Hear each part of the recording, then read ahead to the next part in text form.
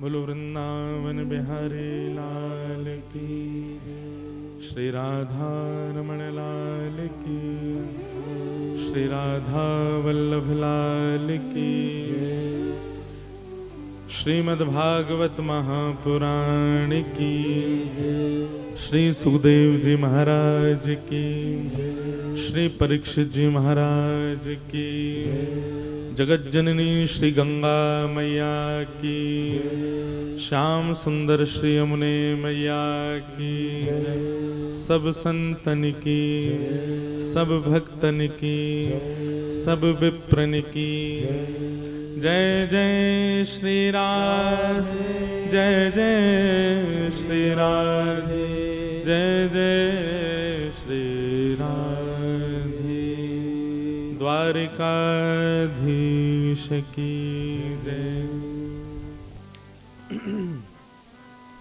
परम मंगल में प्रात अखिलेश्वर, अकारण करुणा वरुणालय भक्तवांशा कल्पतरु, तड़िद्वित विनिंदित पीतांबरधारी श्री बालकृष्ण लाल की, शब्दमयी वाणीमयी वांगमयी प्रतिमूर्ति, हम आप सबके मध्य में विराजमान श्रीमद् भागवत महापुराण को बारंबार प्रणाम। मंच पर विराजमान श्रीमद् भागवत के पाठक के रूप में समस्त विप्रजनों को प्रणाम। श्रीमद् भागवत जी की संगीत सेवा में समस्त पधारे हुए गंधर्वजनों को प्रणाम, उपस्थित समस्त संत वृंदों को प्रणाम, और आप सभी श्रोता भाई बंधु मातृशक्ति बालक मित्र सखा, कानपुर निवासी एवं आसपास के क्षेत्रों से, और आसपास नहीं, यहाँ तो बहुत दूर दूर से लोग आए हैं। जो भी जन यहाँ पधारे हैं, कई लोग लखनऊ से आए हैं, उन्नाव से आए हैं, और मिर्ज़ापुर से आए हैं, विंध्याचल से आए हैं, पूना से भी आए हैं। एक व्यक्ति आज हमको मिले, पूना से आए हैं। आप सभी लोगों को बहुत बहुत जय श्री कृष्ण। नक जोर से बोलो, जय सिया राम, जय श्रीमन नारायण, जय जय श्री राधे।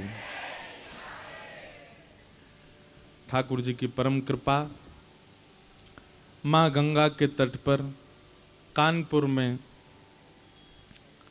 या फिर कहें कानपुर के बॉर्डर लाइन पर, हम आप सब लोग कथा श्रवण करने के लिए एकत्रित हुए हैं। संपूर्ण शुक्ला परिवार, इनका परम मनोरथ, परम भाव और श्री जी की कृपा से ही इनके यहाँ ये भागवत की मंगलमयी कथा हो रही है। हमने पहले दिन ही कथा में कहा था कि आपके यहाँ पर भगवत भाव का किसी भी रूप में उपस्थित होना, ये आपकी क्षमता नहीं है, ये श्री जी की कृपा होती है, तभी हो सकता है। आप अपनी इच्छा से नहीं चाह सकते कि आपके चित्त में भक्ति प्रकट हो, आप कोई अनुष्ठान कराओ। हाँ, सुनकर के आपको प्रेरणा जरूर मिल जाती है, देख करके आपको प्रेरणा जरूर मिल जाती है, पर वो कर्तव्यशील श्री जी की कृपा से ही होता है, ठाकुर जी के अनुग्रह से ही होता है। तो ये बहुत बड़ी कृपा है। मैं कथा कह पा रहा हूं, इसमें मेरी योग्यता नहीं है। अच्छे से अच्छे बोलने वाले लोग दुनिया में हैं, अच्छे से अच्छे शब्दों का चयन करने वाले लोग, उनके पास इतने पर्यायवाची शब्द हैं, वो एक शब्द के अनेक अर्थ कर सकते हैं। अच्छे से अच्छे लच्छेदार वाणी बोलने वाले लोग दुनिया में भरे पड़े हैं, पर सब कथा नहीं कहते। कथा कौन कहता है? जिसको ठाकुर जी चाह रहे हो कि जे कथा कहे, वही कह रहा है। और उसमें भी जैसे खाद में मिलावट हो गई है, दूध की सामग्रियों में मिलावट हो गई है, भोजन में मिलावट हो गई है, आजकल कथाओं में भी मिलावट हो गई है।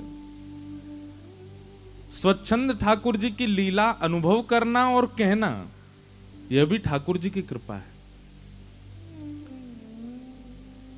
व्यास मंच का प्रयोग भी लोग अनेक अनेक साधनों के लिए करते हैं। कोई व्यास मंच का प्रयोग धन कमाने के लिए करता है, कोई व्यास मंच का प्रयोग पॉपुलैरिटी के लिए करता है, कोई व्यास मंच का प्रयोग दान लेने के लिए करता है। व्यास मंच का एक ही प्रयोग है, स्वयं उस रस में डूबे और फिर जो सुनने आवे उनको भी डुबावे। यही प्रयोग है व्यास मंच का।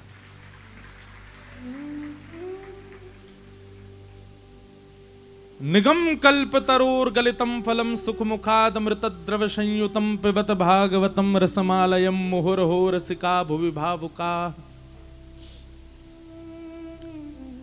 श्रीमद् भागवत जी के बगल में आपको सुखदेव जी दिख रहे हैं, पीछे वाले इनको दिख रहे हैं। पीछे वाले ने मैं ही दिख रहा हूं तो बहुत बड़ी बात है, दिख रहा हूं ना कोई बात नहीं, हम दिखें ये जरूरी नहीं, सुनाई देने चाहिए, सुनाई तो दे रहे हैं ना। हाँ तो बस सुनो। भागवत जी के बगल में सुखदेव जी बैठे हैं, यजमान परिवार इनका पूजन करते हैं। सुखदेव जी कौन है? बोले व्यास हैं, भागवत जी के वक्ता हैं। वास्तव में सुखदेव जी का स्वरूप देखोगे तो स्वरूप में आपको लगेगा कि एक पक्षी है, पर वास्तव में हमको उनके स्वरूप नहीं, उनके गुण देखने हैं। उनका गुण ऐसा व्यास होना चाहिए। सुख का गुण कैसा होता है? तोता का गुण कैसा होता है? तोता जिस फल में मुख लगाता है वो मीठा हो ही जाएगा। अब इसमें दोनों बात होती है कि या तो वो फल में मुख लगाता है तो फल मीठा हो जाता है, और दूसरी बात ऐसी है कि तोता की इतनी पहचान है कि वो मुंह ही मीठे फल में ही लगाता है। उसको इतना पहचान है कि बाहर से ही पहचान जाता है कि फल मीठा है कि नहीं, उसी में ही मुख लगाता है। सुख मुखाद अमृत द्रव संयुतम। तोता पूरा फल नहीं खाता, केवल मुख लगाता है, और मुख लगा करके स्वयं भी रस लेता है, और जैसे ही चोंच बाहर निकलता है ना, तो उसकी चोंच बाहर निकलते ही उस स्थान में से कुछ रस टपक करके नीचे गिर जाता है, और उस रस टपके हुए रस में कई सारे छोटे छोटे छोटे छोटे छोटे जीव आकर के उससे रस ले लेते हैं। कहने का अभिप्राय क्या है? वक्ता को भी ऐसा ही होना चाहिए। श्रीमद् भागवत फल है और मीठा फल है। इस फल में अपनी बुद्धि लगा करके, अपना मन लगा करके यहां से रस को सिंचन करे, यहां से रस को ग्रहण करे, स्वयं भी रस में परिपूर्ण हो जाए और सामने जितने श्रोता बैठे हैं उनको भी उस रस का आस्वादन करा दे। ये वक्ता का लक्षण होना चाहिए। इसलिए सुखदेव जी को प्रथम वक्ता माना गया।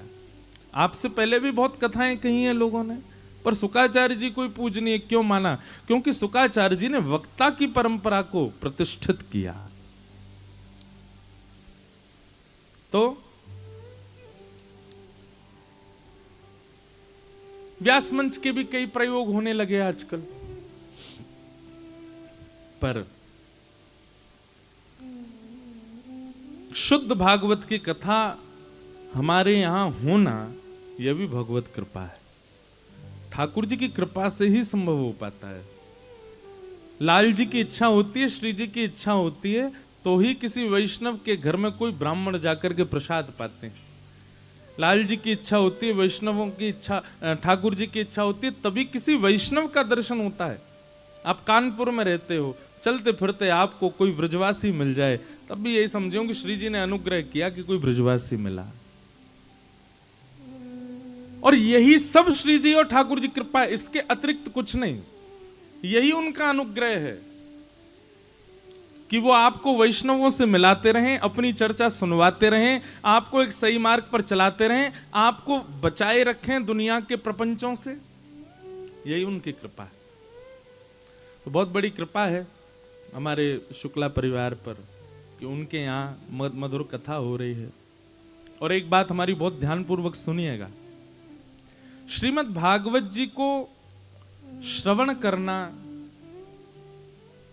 धन साध्य नहीं है।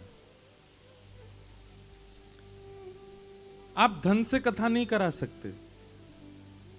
हम कथा करते हैं दुनिया में, धन होगा तो कथा होगी ऐसा नहीं है, धन होगा तो व्यवस्था हो जाएगी। पर कथा तो श्री जी की कृपा से ही होगी। कितनी बार ऐसा हुआ है, करोड़ों रुपया खर्च करते हैं लोग कथा में, लेकिन कथा प्रारंभ होने से पहले ही कुछ ऐसा हुआ कि कथा हो ही नहीं पाई। हम कितनी बार व्यास मंच पर बैठने से पहले ही, एक दो बार तो हो ही चुका अभी तक के काल में, कि व्यास मंच पर आते आते रुक गए और कुछ ऐसा हुआ कि अब कथा नहीं हो पाएगी। उसने सब व्यवस्था कर ली। तो भागवत जी की कथा धन साध्य नहीं है। कोई धन के बल पर चाहे कि मैं इतने खर्च कर रहा हूं, करो कथा, श्री जी की कृपा नहीं होगी तो नहीं हो पाएगा। धन लगता है व्यवस्था में, धन लगता है। इतने लोग सब आते हैं, श्रीमद् भागवत जी की कथा जब आप कराते हैं, 25 परिवारों का पेट पलता है। उनके परिवारों के बच्चे स्कूल पढ़ने जाते हैं, उनकी माताएं बहनें वो अपने घर में नए नए सामग्री लाती हैं। यहां पर लाइट लगाने वाले भैया भी भागवत जी से मिली दक्षिणा से अपने बच्चों को कुछ खवाएंगे। यहां पर झाड़ू पोंछा भी जो कर रहे हैं, जिन्होंने टेंट लगाया, जिन्होंने लाइट लगाई, माइक आया, संगीतज्ञ हमारे सब पंच विप्र आए, सब लोगों ने हमको जो गाड़ी लेकर के आई, उस गाड़ी के चालक को, टैक्सी ड्राइवर होंगे, उनको भी जो दिया वो भी तो भागवत जी से दिया, वो भी अपने घर में ले जाएंगे। कितने लोगों का परिवार चलता है एक कथा से। लेकिन फिर भी कथा धन साध्य नहीं है। धन से कथा होगी ये जरूरी नहीं है।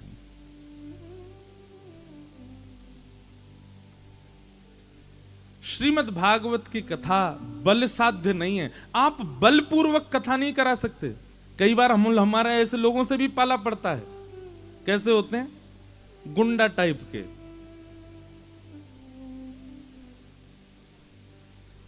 कई बार हुआ है पहले, अब तो नहीं। पहले जब हमारी कथा इतने लोग नहीं सुनते थे तो कभी कभी होती थी।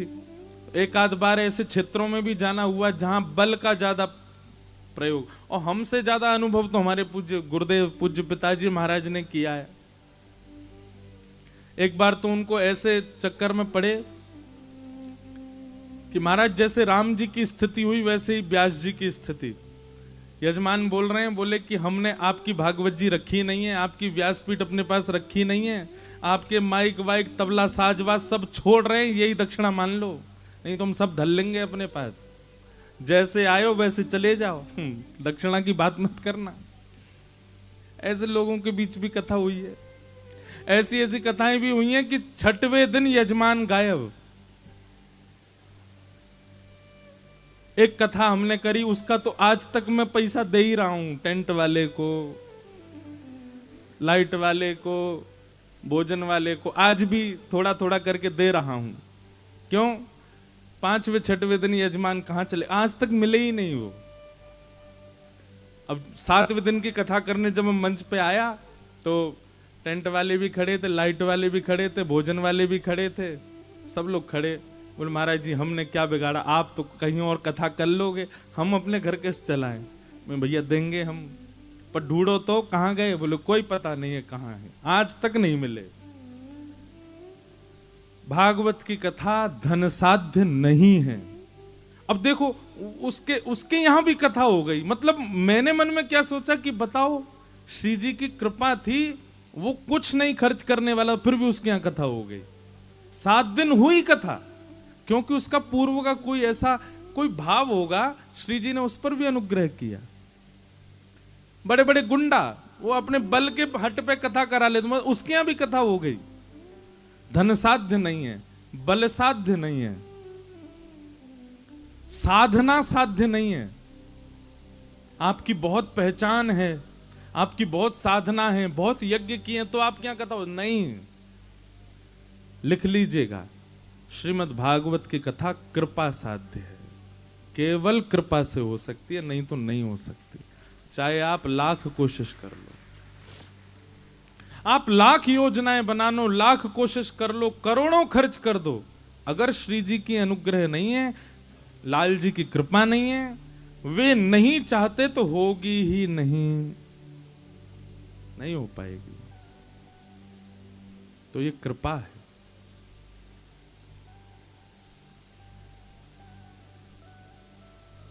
तो ये कृपा हुई, हम यहाँ कानपुर पहली बार आए हैं आप सब लोगों का मंगल दर्शन करने के लिए।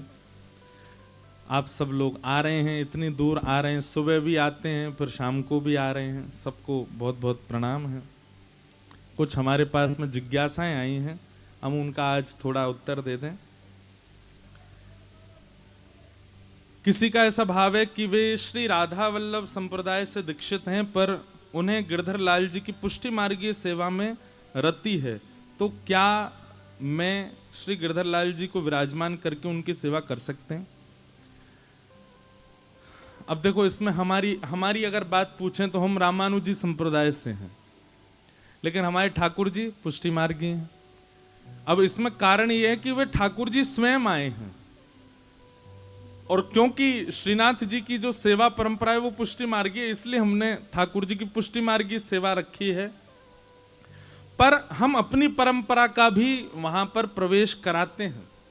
जब रामानुजाचार्य जी की जयंती होती है, हम श्री ठाकुर जी को द्वादश और ऊर्ध्वपुंड लगा करके रामानुजी तिलक भी धारण कराते हैं। जब हमारे आचार्य उत्सव होते हैं हमारी परंपरा के, हम अपने ठाकुर जी के उत्सव करते हैं। हमारी परंपरा में ठाकुर जी को तुलसी अर्चना, पुष्प अर्चना, कमल अर्चना होती है, तो हम वो भी करते हैं। पर मूल रूप से ठाकुर जी की पुष्टि मार्गीय सेवा रहती है। तो अगर आपका भाव है कि ठाकुर जी की पुष्टि मार्गीय सेवा हो, तो आप एक बार अपने जो अभी विराजमान ठाकुर जी हैं, भैया लाला काय को गुस्सा है, रो भैया बैठ जा, पीछे 1000 आदमी बैठे, काय को सबको परेशान करे, लाला तेरे हाथ जोड़ रहे हैं व्यासपीठ से, बैठ जा लाला। और नहीं बैठे तो अब पकड़वा ले जाएंगे तो को है, बैठ जा। बोलो वृंदावन बिहारी लाल। आप लोग बहुत शुक्र मनाया करो कि आपके बालक ठाकुर जी जैसे उद्यमी नहीं है। हमारे लाल जी जितने उद्यमी हैं, उतने उद्यमी बालक संसार में हो ही नहीं सकते। यशोदा मैया तो दुनिया की माताएं कहीं जाती हैं तो वहां पे जाके क्या प्रार्थना करती होंगी, हमारा बालक बहुत अच्छा बने, हमारा बालक बहुत दीर्घायु हो, हमारा बालक बहुत मेधावी हो, हमारा बालक बहुत विद्वान हो, खूब धन कमाए, ये मांगती माताएं। यशोदा मैया क्या मांगती हैं? हर जगह जाके मेरे लाला की नेक ऊधम कम है जाए, मेरे लाला की नेक चतुराई कम है जाए, मेरे लाला को ये उछलनो कूदनो नेक कम है जाए। यानी पूरी गोकुल की नाक में दम। बच्चे, हमारे सामान्य बच्चे घर में नाक में दम करते होंगे, ठाकुर जी तो पूरे नगर में नाक में दम करते हैं। तो ठाकुर जी तो अद्भुत हैं। तो जिनका ये प्रश्न था उनको यही उत्तर है कि आप अपने सेवा के ठाकुर जी जो अभी विराजमान हैं उनके आगे पर्ची डालो, और पर्ची डाल करके रात भर ठाकुर जी को विचार करने दो। अगले दिन सुबह पर्ची एक उठाओ और उसको भगवद आज्ञा मान करके उसको करो। और दूसरी बात यह भैया, जिस प्रणाली में आप हो, आप राधा वल्लभ संप्रदाय में हो, तो राधा वल्लभ लाल जी की संप्रदाय की सेवा कितनी सुंदर है, वहां की परंपरा से करो। लेकिन फिर भी आपका मन अगर है कि वहां से करें तो अपने ठाकुर जी से ही आज्ञा लो। फिर किन्हीं का प्रश्न है कि महाराज जी कल से नवरात्रि शुरू हो रहे हैं, मेरे इष्ट युगल सरकार हैं, तो क्या युगल सरकार या लड्डू गोपाल जी के विग्रह में या सर्वेश्वरी श्री राधा रानी के विग्रह में या छवि में हम माँ दुर्गा जी का ध्यान करके पूजन अर्चना कर सकते हैं, या माँ शेरावाली का विग्रह या चित्र होना? आप समझ गए हम बात। आप ये कहना चाह रहे हैं कि आप अपने इष्ट में ही माँ का ध्यान करके और उनको आप वंदन कर लो। हमारी दो बातें सुनिएगा ध्यान से। आपके बेटा को भूख लगी है और आप कहो नहीं बेटी कोई मैं पवा देती हूँ, ये और ये दोनों मेरे लिए एक ही तो हैं, इन दोनों को मैं समान ही मानती हूँ, बेटी को पवा दो, यूं को इसी से ही पेट भल्ले लाला। बेटा कहेगा माँ मुझे अलग खवाओ, मेरा पेट तो तब भरेगा ना। तो पहली बात तो यह है, अगर आपके इष्ट श्यामा श्याम हैं तो अपने इष्ट का ध्यान रखो, अपने इष्ट का ध्यान करो, पर अर्चना सेवा और नवरात्रि के जो क्रम होते हैं वो तो देवी मैया के श्री स्वरूप के सामने ही करो, ठीक है? क्योंकि वो उनका स्वरूप है। क्यों इतने देवी देवताओं के स्वरूप हैं? ऐसे तो फिर एक ही ठाकुर हो, सब उनमें ही मान लो। राम जी में हनुमान जी को देख लो, हनुमान जी में शंकर जी को देख लो। देखना कोई ऐसा, यह भी संभव है।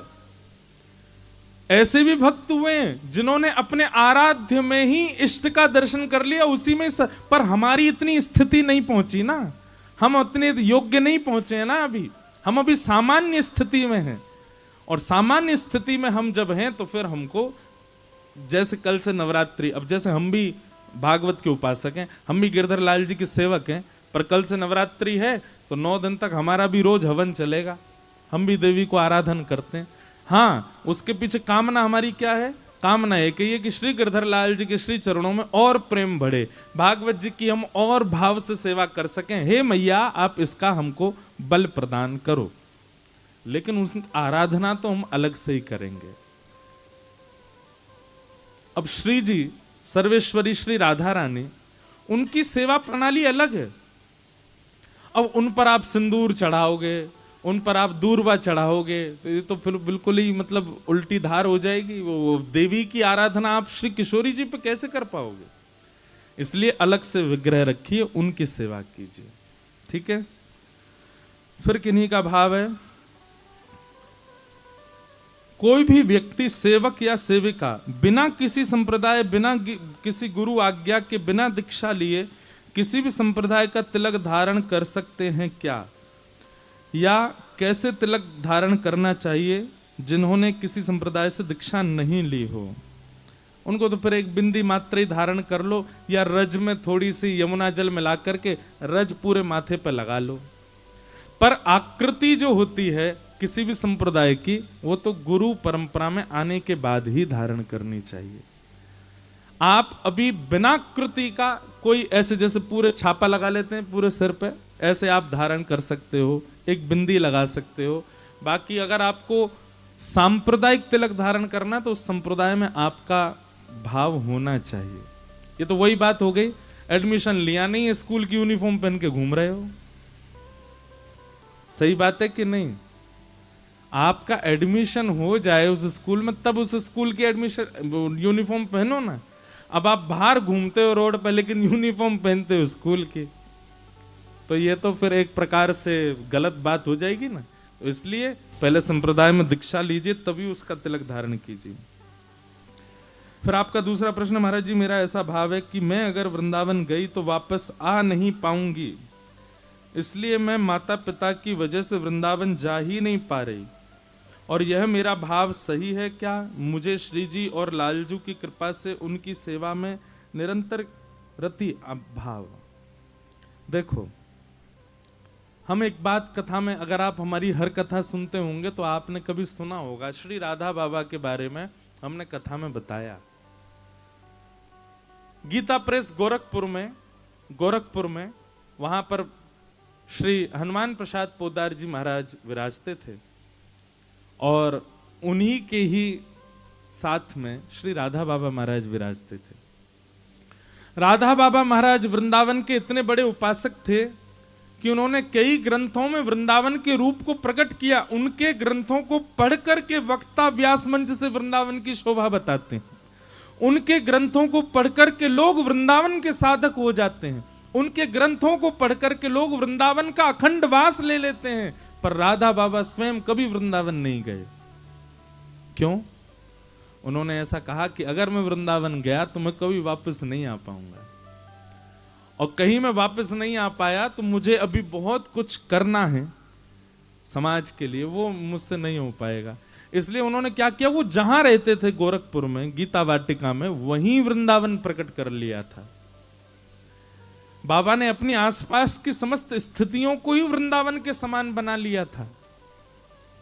इसलिए भैया मैं कथा में कहा करता हूं, आप वाद्य हैं, ऐसे ही यही कथा बिल्कुल आपकी जैसी बात है, वैसी ही कथा श्रीमद् भागवत में नारद जी का प्रसंग आता है।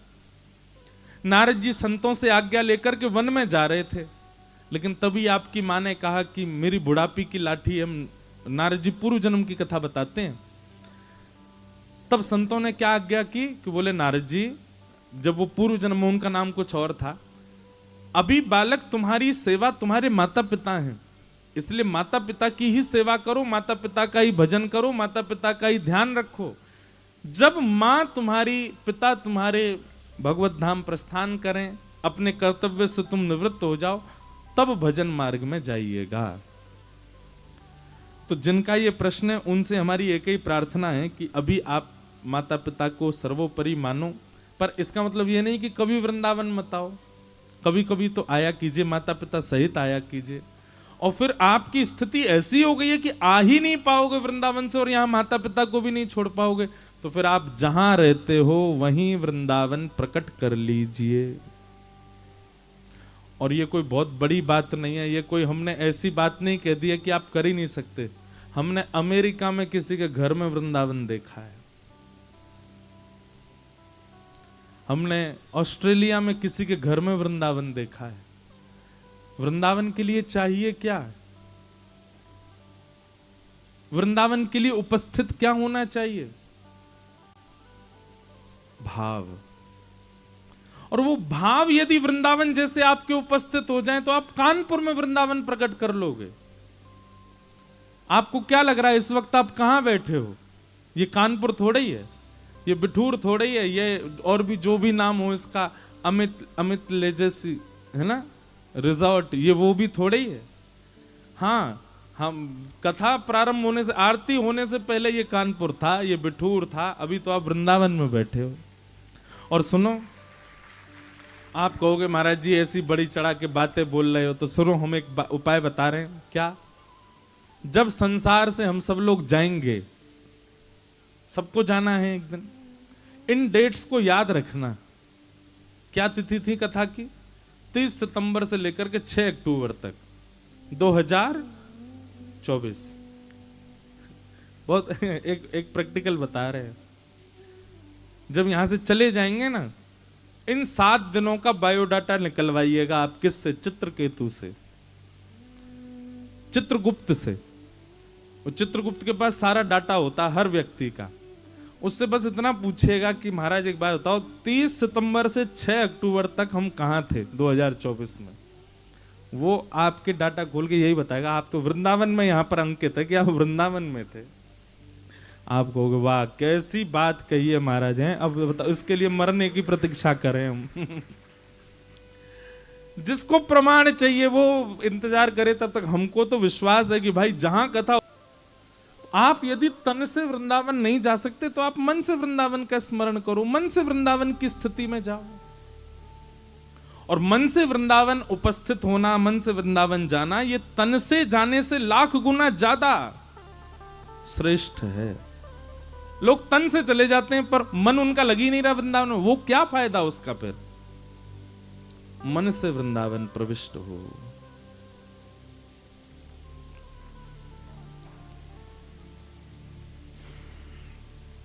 फिर उसके बाद एक और प्रश्न है। आपका प्रश्न भी है, महाराज जी वृंदावन की दिन रात याद करती हूँ, कभी भी वृंदावन नहीं विसरता, बहुत विरह होता है। आपके पद सुनती हूँ तो आंसू आ जाते हैं, क्या करूं प्रभु कृपा, उपाय बताएं। आप जिस स्थिति में हैं, इस स्थिति में आने के लिए बड़े बड़े साधक तरसते हैं। जिनका ये प्रश्न था अंतिम कि वृंदावन भूला नहीं जाता और पद सुनते ही नेत्र सजल हो जाते हैं, अच्छे अच्छे साधकों की ये स्थिति नहीं होती। वृंदावन से दीक्षित होने के बाद, वृंदावन की सेवा होने के बाद भी लोगों का वृंदावन भूल जाता है, छूट जाता है, वृंदावन को याद नहीं रख पाते। लेकिन आपकी ये स्थिति है तो ये तो कृपा है ठाकुर जी की। और एक बात हमारी लिख लीजिए, हम कथा में भी कहते हैं वृंदावन की याद आपको बहुत आ रही है, तो इसका मतलब ये नहीं है कि आप वृंदावन को याद कर रहे हो, इसका मतलब ये श्री जी आपको याद कर रहे हैं। आप वृंदावन का स्मरण करते हैं, गोवर्धन का स्मरण करते हैं, और करते करते करते अपने आप आपका 2-3 दिन में वो स्मरण कम हो जाता है, सेवा कम हो जाती है, भक्ति कम हो जाती है। तो इसका मतलब आप ही कर रहे थे, सामने से रिवर्ट में नहीं था। प्रेम तो दोनों तरफ से होता है ना। लेकिन आप तो चाह रहे हो कि थोड़ी देर के लिए हम वृंदावन को भूलें, थोड़ी देर के लिए वृंदावन हमारे चित्त से जाए तो हम कुछ और को, पर वृंदावन जा ही नहीं रहा। तो ये बात हमारी लिख लीजिएगा, पत्थर की लकीर है। श्री जी आपको स्मरण करनी, इसलिए वृंदावन का विस्मरण नहीं हो रहा है। ब्रज की गोपियों की यही तो स्थिति है। ध्यान लगा करके यमुना जी के तट पर बैठी हैं, तभी नारद जी महाराज आकर के पूछते हैं, अरे गोपी कौन को ध्यान लगा रही हो? गोपियां कहती हैं, नारद, दुनिया के लोग ध्यान लगाते हैं किसी को धारण करने के लिए, हम तो ध्यान इसलिए लगा रही हैं, ये चित्त में नंद जी को लाला ऐसो टेढ़ो सो है कि बस गए हो है, जे ऐसो बैठ गए हो हृदय में आकर के कि जब तक जे बैठो रहेगो हम घर के कोई काम ही ना कर पावे। तो हम तो ध्यान लगा के चित्त में बैठे ठाकुर ते निवेदन कर रही हैं कि तू नेक देर को लाला हमारे चित्त से बाहर चलो जा, तो हम घर के काम करें।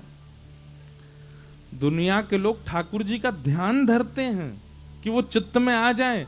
तो ब्रज की गोपियां क्या कहती हैं? बोले हम ध्यान करके ठाकुर जी तो कह रही नेक देर को बाहर चलो जा लाला, ताकि हम घर के काम करें। 24 घंटा चित्त में ही बैठो रे। जित जाऊं उत ठाड़ो ही पावे, बिना बुलाए बोले शाम लाग्यो संग डोले। माई मेरे, हाँ माई मेरे, हो माई मेरे, शाम लाग्यो संग डोले। ठाकुर जी संगी चल रहे हैं। कहा करूं लोभी मेरे नैना, हंस हंस घूंघट खोले, शाम लाग्यो संग डोले। माई मेरे, शाम लाग्यो संग डोले। समझ में आए शब्द? ब्रज भाषा है।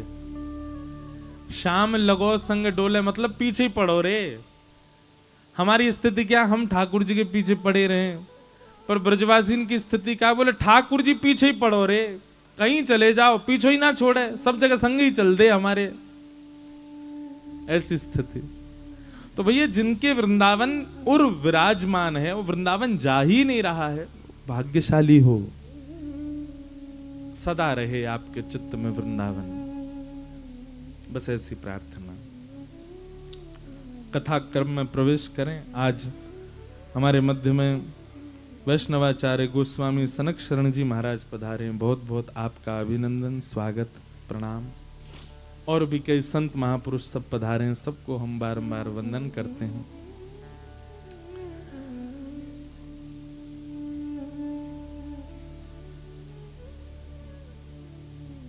सौनकादि ऋषि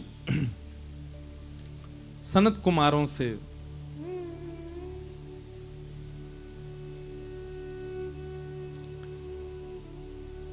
सौनकादि ऋषि सूत जी महाराज से प्रश्न कर रहे हैं और सूत जी उनके उत्तर में अब कथा सुना रहे हैं।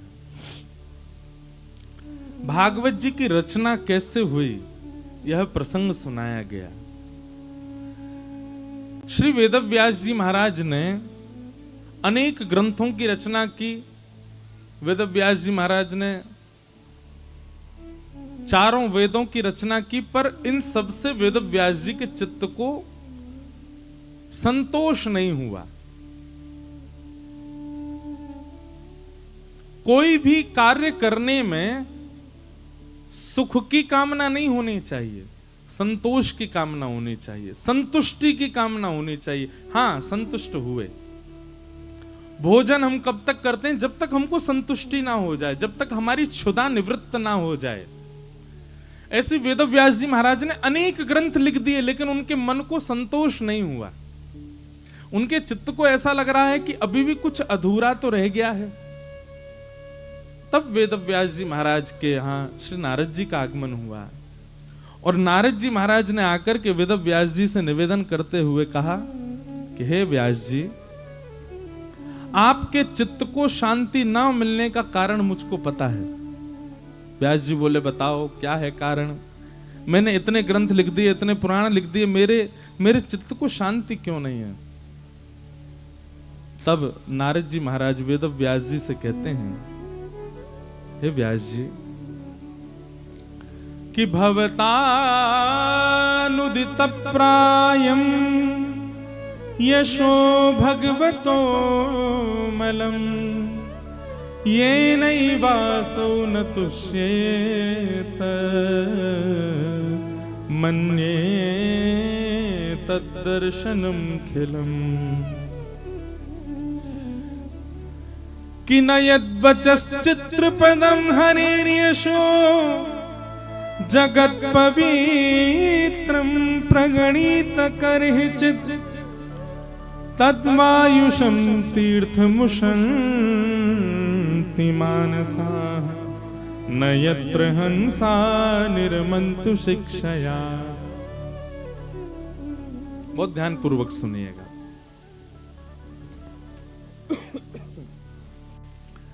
नारद जी महाराज कहते हैं, भगवान आपने जितने भी ग्रंथ लिखे, जितने भी पुराण लिखे, जितने भी आपने शास्त्र लिखे, वेद लिखे, इन सब रचनाओं से आपको संतुष्टि नहीं है। इसके पीछे एक ही कारण है। क्या?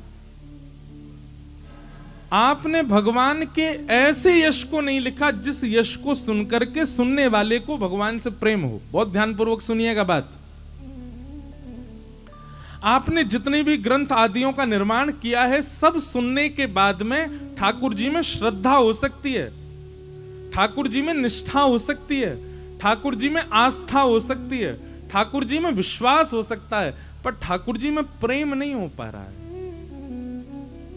आस्था होना, श्रद्धा होना, विश्वास होना, समर्पण होना, ये एक विषय है, और प्रेम होना ये अलग विषय है।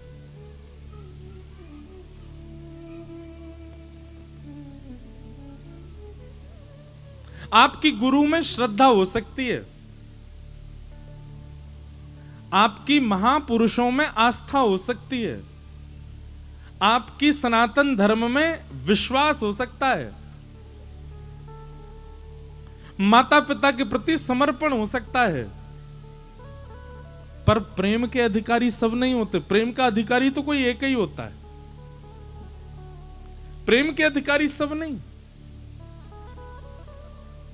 हे नारद जी, नारद जी कहते हैं, हे व्यास जी, आपने जो कुछ भी लिखा उसको सुनने के बाद श्रद्धा होती है, भक्ति होती है, समर्पण होता है, पर प्रेम नहीं हो पा रहा है। सुनने वाले श्रोता ठाकुर जी को भगवान मान करके भज रहे हैं। ऐसा कुछ लिखो जिससे भगवान अपने लगने लगे, भगवान हमारे हैं, ऐसी भावना उनके चित्त में उत्पन्न हो जाए, ऐसा प्रेम उनके चित्त में उद्दीपन हो, तब आपकी लेखनी सार्थक मानी जाएगी। व्यास जी महाराज बोले, तो मैं ऐसा क्या लिखूं, ऐसा कैसे लिखूं?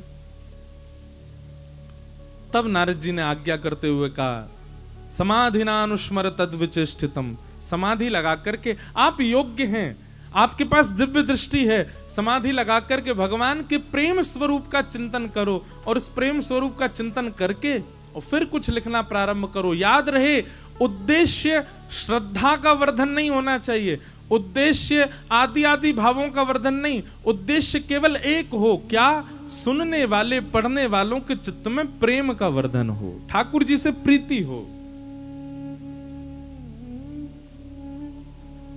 भागवत की कथा आप सब लोग सुनते हैं, अधिकतर हमारी कथा के श्रोता जो हैं वो ठाकुर जी से कोई ना कोई संबंध बनाए बैठे हैं, कोई ना कोई प्रेम रखते हैं। हम अपने लाल जी को अपना सखा भी मानते हैं, हमारे तो बहुत सारे संबंध हैं, पर प्रकट संबंध यही है कि वो हमारे सखा हैं और उनके प्रति सखत्व भाव रहता है।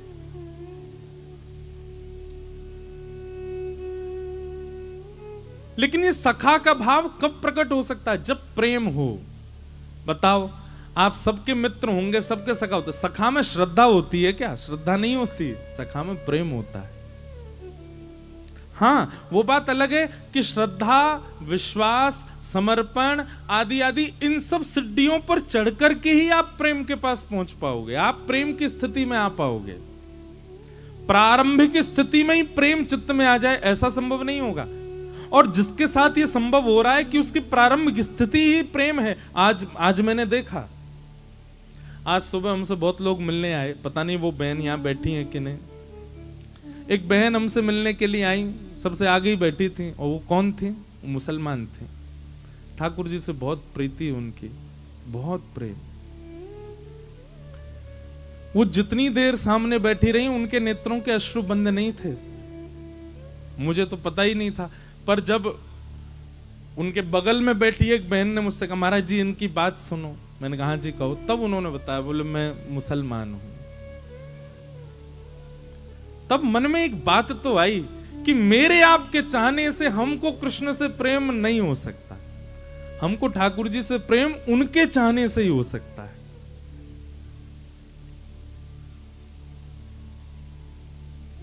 श्री रसखान जी का चरित्र मेरे चित्त में घूमने लगा उनको देख करके।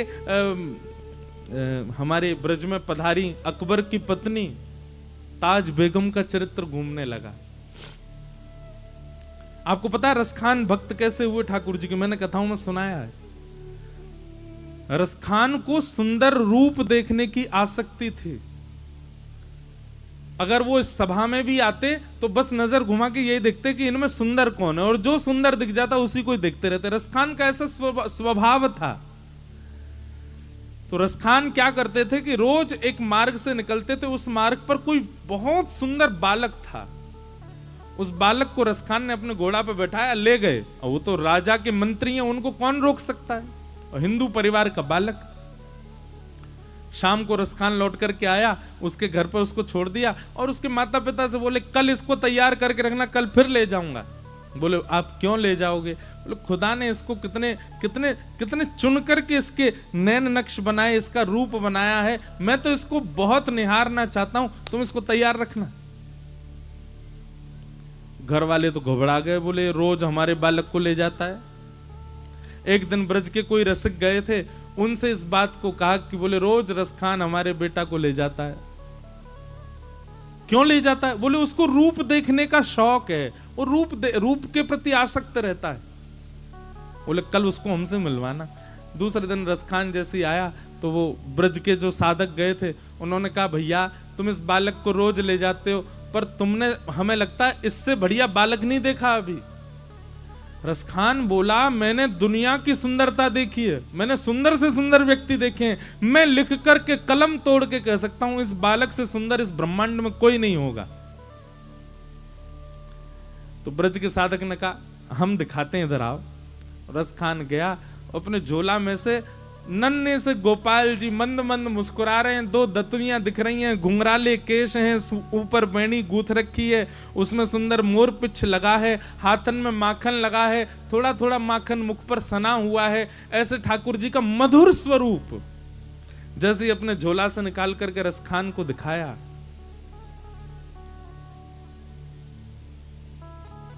रसखान कहने लगे ये बालक कहां मिलेगा? बोले वास्तव में ये बालक है? बोले हाँ है। कहां है? बोले वृंदावन में है। अच्छा किनका बेटा है? बोले इसके माता पिता का नाम है नंद बाबा और यशोदा मैया। इसके बड़े भैया हैं, उनका नाम है बलभद्र भैया। वृंदावन में रहता है, टेढ़ी चाल चलता है, गैया चराता है, घर घर से माखन चुरा के खाता है, और इसी को देखने के लिए वृंदावन में भीड़ पड़ी है। कोई नाम जप कर रहा है, कोई एकादशी व्रत कर रहा है, कोई वृंदावन परिक्रमा कर रहा है, कोई यमुना जी में गोते लगा रहा है, कोई कथाएं सुन रहा है, कोई अनुष्ठान कर रहा है, कोई नाम जप कर रहा है, कोई व्रत कर रहा है। रसखान के चित्त में आ गया, बोले इन सबसे पहले मैं प्राप्त करूंगा इसको। तो अब रसखान गए तो इस भावना से थे कि एक सामान्य बालक है, और वृंदावन पहुंच करके रसखान की जो स्थिति हुई, आपको पता रसखान ने दीक्षा भी ली थी। गुसाई श्री विठलनाथ जी, श्री वल्लभाचार्य जी के सुपुत्र गुसाई श्री विठलनाथ जी से ब्रह्म संबंध लिया था रसखान ने। क्यों? बोले रसखान श्री कृष्ण को प्राप्त करने के लिए किसी भी हद तक जा सकता है। ये नियम करना, पालन करना, नियमों का पालन करना, ये सब क्या है? भगवत प्राप्ति के लिए ही तो कर रहे हैं हम सब लोग। तिलक लगा रहे हैं, परिक्रमा लगा रहे हैं, नाम जप कर रहे हैं, साधन कर रहे हैं, एकादशी कर रहे हैं, कंठी पहन रहे हैं। इन सब के पीछे कारण क्या है? कृष्ण प्राप्ति। बस हम लोग भक्त बन के करते हैं। रसखान जो था वो उसको बस एक प्रेमी बन करके एक हद पार करना चाह रहा था कि मैं कैसे भी इस बालक से मिलूं, और उन्हीं क्रियाओं को करते करते करते करते रसखान परम साधक हो गए।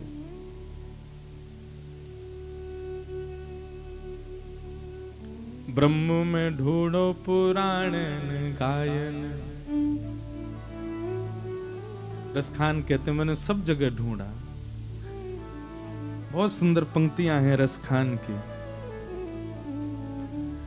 देखो दूरों एक कुंज कुटीर में, रहो पलोटत राधिका पायन। रसखान कहते हैं ब्रह्म में ढूंढो पुराणन गायन। मैंने पुराणों में ढूंढा, मैंने सब जगह ढूंढा, मुझे ब्रह्म नहीं मिला। ना बतायो लोग लुगायन। चलते फिरते आदमियों से पूछता, तुमने नंद नंदन को देखा? तुमने यशोदा के लाला को देखा? तुमने कन्हैया को देखा? किसी ने नहीं बताया। तो फिर किसी ने कहा रसखान, तो फिर तुमको ठाकुर जी नहीं मिले? बोले मिले। बोले एक दिन मिल गए। बोले कहां? देखो दूरो वह कुंज कुटीर में। सब जगह ढूंढते ढूंढते ढूंढते ढूंढते वर्षों बीत गए। जब वर्षों बीतते बीतते एक दिन एक सघन कुंज की ओर मैंने देखा। उस सघन कुंज में रत्न का सिंहासन था। उस रत्न के सिंहासन के ऊपर में परम सुंदरी, परम तेजस्विनी, त्रिलोकी नायिका श्री राधिका रानी बैठी हैं, और उन राधिका रानी के श्री चरणों में अपने सिर को झुकाए बैठो दूरो वह कुंज कुटीर में, रहो पलोटत राधिका पायन। किशोरी जी के श्री चरणों में मैंने श्याम सुंदर को बैठे हुए देखा। वहां मैंने पर ब्रह्म को देखा। ऐसे श्री रसखान।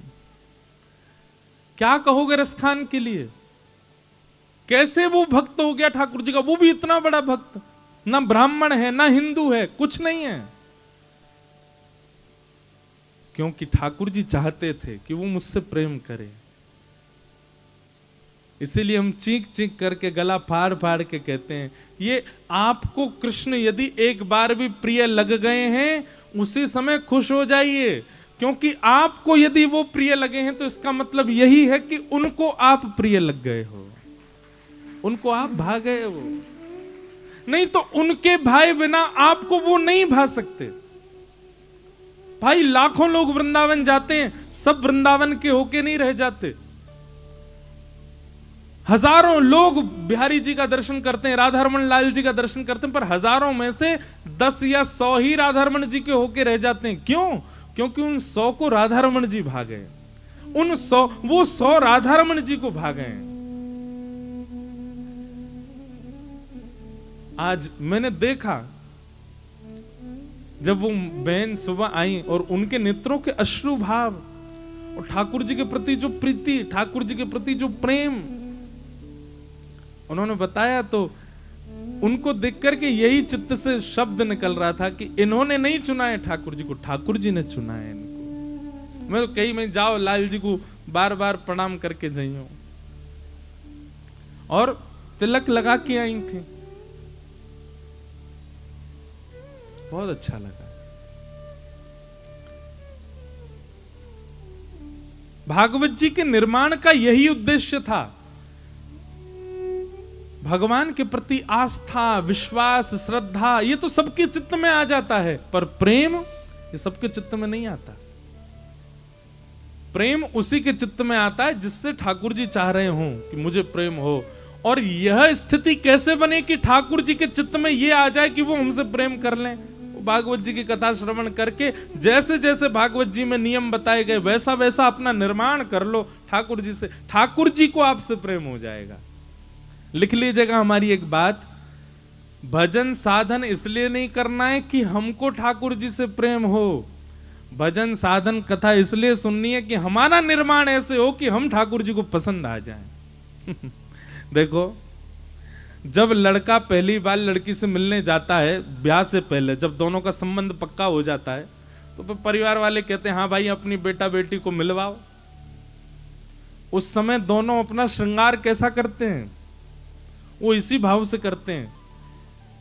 लड़का ऐसे ही बाल काट के जाएगा जो उसकी सबसे बढ़िया हेयर स्टाइल हो, क्यों उसको पसंद आ जाऊं मैं, सबसे बढ़िया वाली टी शर्ट पहन के जाएगा कि उसको भा जाऊं मैं, सबसे बढ़िया वाला परफ्यूम लगा के जाएगा कि उसको अच्छा लगे। भले ही पूरे दिन पड़ा रहता हो बिस्तर पे, लेकिन उस दिन ऐसा बन के जाएगा टिप टॉप की महाराज, ऐसा लगे कितना सुपात्र है। वैसे तो कमर झुकी रहती है उसकी, पड़ा ही रहता है, लेकिन आज बिल्कुल ऐसा बैठेगा जैसे कितने एटिकेट्स हैं इसके अंदर। चाय भी ऐसे पिएगा जैसे आवाज ही नहीं आवे। आप लोग ये मत सोचना मुझे अनुभव है अनुभव नहीं है, मैंने भी देखा है, अनुभव तो हुआ नहीं अभी तक हाँ, हमारे संग जितने इन सब के अनुभव मैंने देखे हैं। क्यों करता है वो ये सब? कि जिस कन्या से मेरा विवाह होने वाला है उसको मैं भा जाऊं। ये कथा सुनना, कथा में बताए गए नियमों का पालन करना, उन नियमों पर चलना, जो मार्ग गुरुजन बताते हैं उनका पालन करना, ये क्यों करते हैं हम? ताकि इन मार्गों पर चल करके, इन नियमों का पालन करके हम ऐसे बन जाएं कि ठाकुर जी को हम भा जाएं, ठाकुर जी को हम प्रिय लग जाएं। और एक बार ठाकुर जी को यदि हम प्रिय लग गए तो निश्चित है कि प्रेम लक्षणा भक्ति प्रकट हो जाएगी, फिर उनके ही रहेंगे हम कथा में गाया करते हैं, श्याम सुंदर सदा हमको प्यारे रहे, हम उन्हीं के रहे वो हमारे रहे। श्याम सुंदर सदा हमको प्यारे रहे, हम उन्हीं के रहे वो हमारे। देखो अब हमारे मन में ऐसे ही उदाहरण आते हैं जिससे छोटे छोटे बच्चे, युवा बालक समझें। जैसे किसी विवाह में आप गए और विवाह में आपने जाकर के देखा, अब बहनें जो होती हैं वो क्या करती हैं, बहनों ने जाके देखा कि देखो दुल्हन कितनी बढ़िया लग रही है, कितनी सुंदर लग रही है, सो वो क्या करती, पूछती है इसने अपना मेकअप कहाँ करवाया था, इतनी बढ़िया कहाँ से लग रही है। फिर बताएं कानपुर में वो वाली शॉप है वहां से करवा के आई, इसीलिए इतनी बढ़िया लग रही है। तो फिर सब वहीं भागती हैं, हम भी वहीं करवा के जाएंगे, बढ़िया लगेंगे। ठीक वैसे ही मीराबाई को देखकर के हमारे चित्त में आया, इनको ठाकुर जी, ये ठाकुर जी के कैसे हो गए। सूरदास जी को देखकर के हमारे मन में आया, ये ठाकुर जी के कैसे हो गए। ये कुम्मन दास, हितरवंश महाप्रभु, स्वामी श्री हरिदास, श्री रत्नावती जी, ये सब ठाकुर जी के कैसे हो गए। बोले भैया इनने श्रीमद् भागवत जी श्रवण करी थी, और भागवत जी श्रवण करके भागवत के मार्गों को इन्होंने पालन किया, इसलिए ठाकुर जी के प्रिय बन गए। तभी हम लोग भी सब भागवत जी में आ गए, हम भी भागवत जी का श्रवण कर रहे हैं, ताकि जिन मार्ग पर चल के हमारे मीराबाई ने, सूरदास जी ने, तुलसीदास जी ने, कुंभनदास जी ने, सूरदास जी ने ठाकुर जी को प्राप्त किया। भौंदू क्या करता था, कल कथा सुनी थी ना, कथा ही तो सुनता था अपने गुरुदेव से, और उसी की कृपा से उसको ठाकुर जी मिल गए। इसीलिए हम भी हरि प्रीति चित्त में प्रकट हो सुनने वालों के। तब नारद जी महाराज ने अपने पूर्व जन्म की कथा सुनाई, और वह कथा सुनकर के श्री वेदव्यास जी महाराज ने ध्यान लगाया, और ध्यान लगा करके जब रचना की तब भागवत जी का प्रादुर्भाव हुआ। बोलो भागवत महापुराण की। तो भागवत जी की रचना किस उद्देश्य से हुई? कृष्ण के प्रति प्रेम हो, कृष्ण के प्रति प्रेम का उद्दीपन हो, इस भाव से। नारद जी महाराज के भाव से वेदव्यास जी महाराज ने चिंतन किया, चिंतन करके फिर भागवत जी की रचना हुई, और वही भागवत की कथा श्री भागवत जी श्री सुखदेव जी को प्रदान की। सुखदेव जी कौन है? सुखदेव जी कौन है? श्री किशोरी जी के निज पक्षी हैं श्री शुकाचार्य जी। तरुवर छांव तीर यमुना के सुआ पढ़ावत डोले। तरुवर छांव तीर यमुना के सुआ पढ़ावत डोले। श्री किशोरी जी के निज पक्षी हैं श्री शुकाचार्य जी। अब हमारे ब्रज के भाव में तो एक भाव ऐसा बन गया जिसके कारण श्री शुकाचार्य जी को पृथ्वी पर आना पड़ा। बहुत ध्यानपूर्वक सुनिएगा।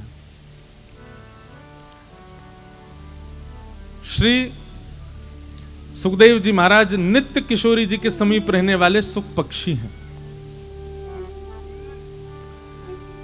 एक दिन नित्य गोलोक धाम में श्री ठाकुर जी का आगमन हुआ। ठाकुर जी को देख करके सबने प्रणाम किया, पर शुकाचार्य जी ने प्रणाम नहीं किया। बहुत ध्यानपूर्वक सुनिएगा। क्यों? शुकाचार्य जी के मन में, सुखदेव जी के मन में भाव आया, ये कौन है, मैं इनको जानता तो नहीं। उनका नाम तो खूब रटा था। सुखदेव जी का स्वभाव होता है कृष्ण, गोविंद, मुरारी, मधुसूदन, गोपाल, ऐसा बोलते रहते हैं, पर वे जानते नहीं थे कि ये कौन है। बस किशोरी जी को सुख प्रदान करने के लिए बोलते रहते थे। जब शुकाचार्य जी ने प्रणाम नहीं किया, सुखदेव जी ने प्रणाम नहीं किया, उस सुख पक्षी ने प्रणाम नहीं किया, तो फिर किशोरी जी ने डांटा, बोले तुमने प्रणाम क्यों नहीं किया ठाकुर जी को? तो सुख पक्षी बोला, हे श्री जी, हे स्वामिनी जी, क्षमा करें, पर मैं तो पहचान ही नहीं पाया वो कौन है। अरे जिनका नाम तुम दिन रात गाते हो वही तो थे। किशोरी जी को यह भाव पता चला कि भैया ये केवल नाम गाना जानता है, इसको केवल नाम रट गया है, पर नामी को अभी नहीं जानता।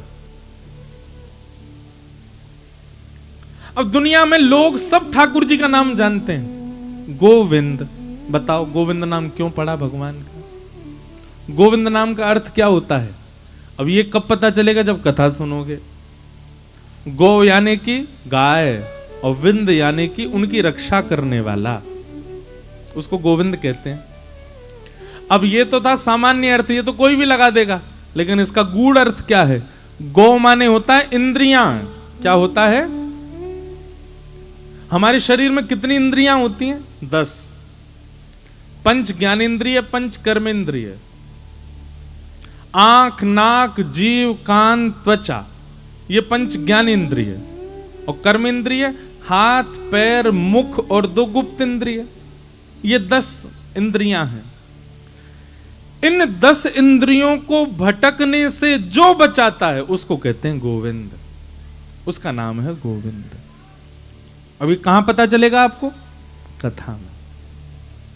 बोलते रहो गोविंद, गोपाल, हरि, मधुसूदन। अब हरि का मतलब क्या होता है पता है?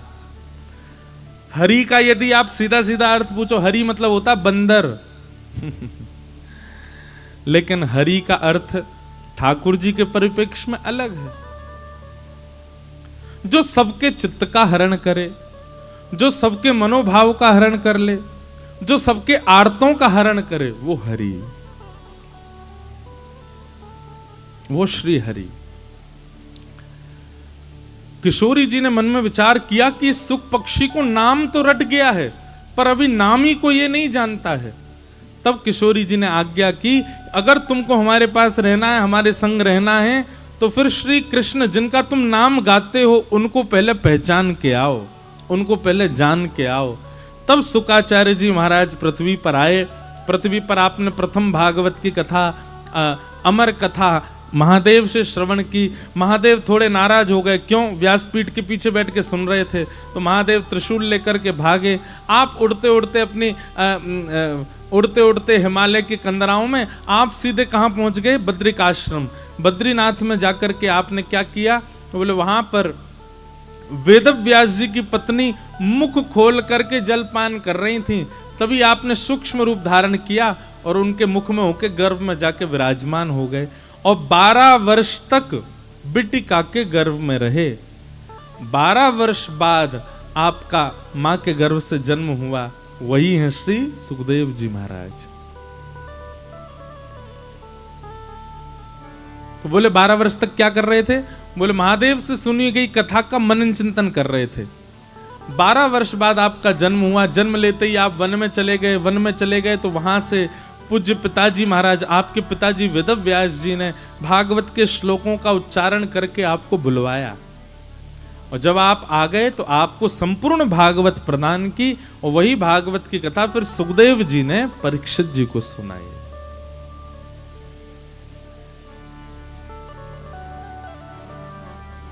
सुखदेव जी को सुनाई।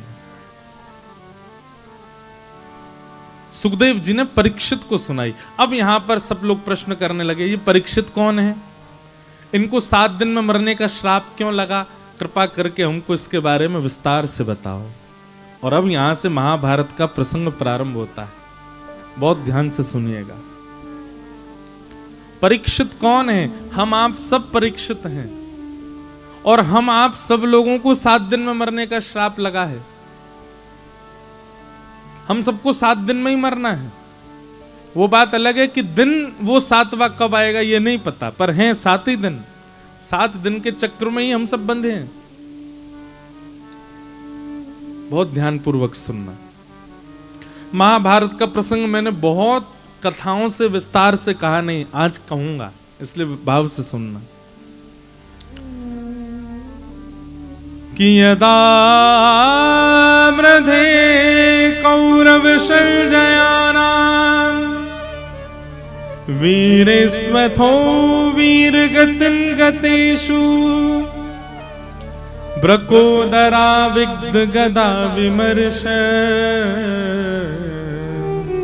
भृगुनूरुदंडे धृतराष्ट्रपुत्रे। बहुत पहले की बात है। एक बार एक गांव में हमारी कथा हुई। ब्रज के पास ही एक गांव था, तो वहां हमने ऐसे ही कहा कि हम अब महाभारत का प्रसंग सुनाएंगे। तो एक गांव के बूढ़े बुजुर्ग कथा के बाद मेरे से मिलने आए। मैंने कि कहो बाबा। बोले व्यास जी, हमने तो आपको बुलायो कि आप हमको भागवत सुनाओ, आप तो महाभारत सुना रहे हो। मैंने कि बाबा, मैं महाभारत नहीं सुना रहा हूं, परीक्षित जी का परिचय दे रहा हूं। उस परिचय के लिए थोड़ी महाभारत कह रहा हूं। और महाभारत की कथा भागवत में नहीं है, महाभारत के विश्राम से कथा शुरू होती है। एक बार एक गांव में कथा हुई, वहां मैंने वृत्रासुर की स्तुति सुनाई। तो जैसे वृत्रासुर की स्तुति सुनाई तो मुझसे पहले 6 बार कथा और हो चुकी थी वहां पर किसी और की। तो जैसे ही मैं नीचे उतरने लगा तो एक बाबा ने वहीं पकड़ लिया। बोले व्यास जी कहीं से भी कथा सुना रहे हो? मैंने की है मतलब? बोले हम 6 साल तक कथा सुन रहे हैं, वह व्यास ने तो कभी वृत्रासुर की कथा सुनाई नहीं, तुम कहां से सुना रहे हो? जो भागवत में तो नहीं है। मैंने की बाबा तुम्हारे पाम पर हूं। मैंने की अब मैंने अगर प्रमाणित कर दिया तो उस व्यास के पास जाके पूछना उसने क्यों नहीं सुनाई। मैंने भागवत में कथा है। तो कभी कभी ग्रामीण क्षेत्र में कथा होती है ना, तो वहां के लोगों से बड़े आनंद आते हैं। ऐसे ऐसे प्रश्न करते हैं, तर्क अच्छे रहते हैं। तो महाभारत का प्रसंग है छोटा सा, ध्यान से सुनिएगा। और कब का प्रसंग है? बोले युद्ध अपने अंतिम पड़ाव पर चल रहा है। बड़े बड़े वीर अपनी वीर गति को प्राप्त हो चुके हैं। केवल 2 लोगों के बीच में युद्ध चल रहा है। कौन? भीम और दुर्योधन। तभी भीम ने क्या किया? दुर्योधन के मस्तिष्क पर अपनी प्रचंड गदा का प्रहार किया, लेकिन गदा के प्रहार से उसके मस्तिष्क पर कोई असर नहीं पड़ा। क्यों? कथा सबको पता होगी। दुर्योधन का जो अंग है वो लोह अंग है, लोहे का है। तभी भीम ने भगवान की ओर देखा, अर्जुन के रथ पर बैठे हुए श्री कृष्ण की ओर देखा। भगवान श्री कृष्ण ने इशारा किया, ऐसे 3 बार थपथपी देकर के मानो उसको कह दिया कि इसकी जंघा पे मारो। भीम ने जैसे ही उसकी जंघा पर प्रहार किया, जंघा टूट गई और दुर्योधन वहीं गिर गया। महाभारत का युद्ध पांडव जीत गए।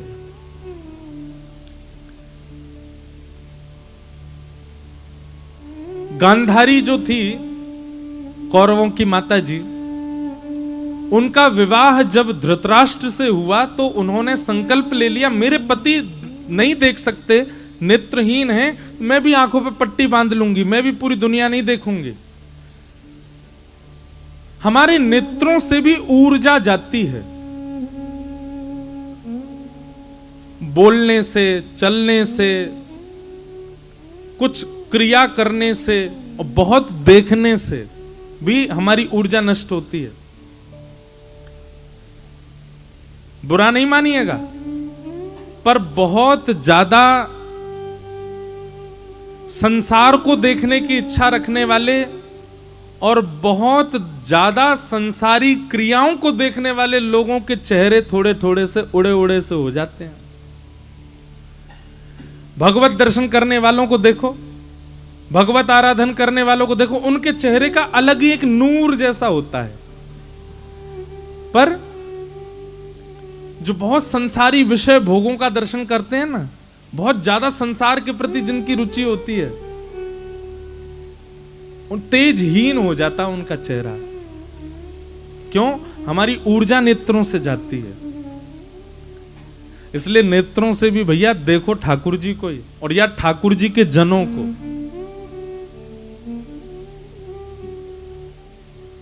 तो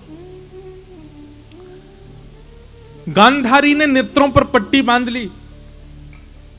अब उसके